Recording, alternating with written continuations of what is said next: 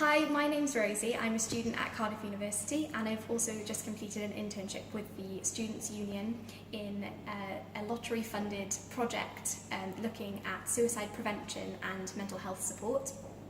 This project was, as I said, funded by the National Lottery, and we're so incredibly grateful for the funding and the ability to be able to put this project on.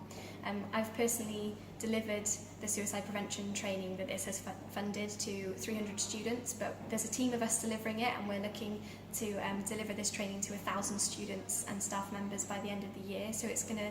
really benefit a lot of people in our community and help to teach people how to spot the signs of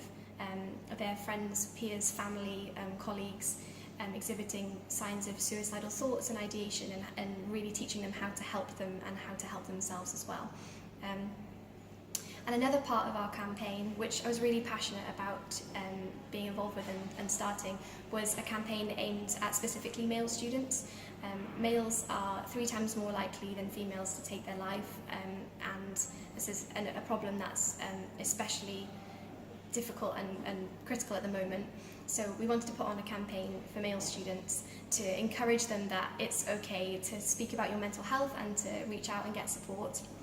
and that everybody, regardless of their gender or identity, has mental health just as they have physical health, and that it's a strength and not a weakness to reach out for support.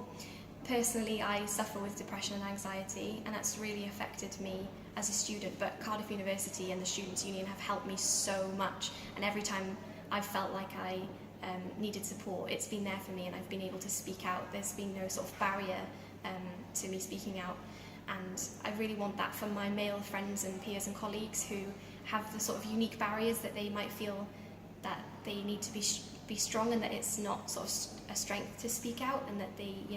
there's a lot of stigma around men accessing mental health support and speaking out about their mental health. So I really wanted to create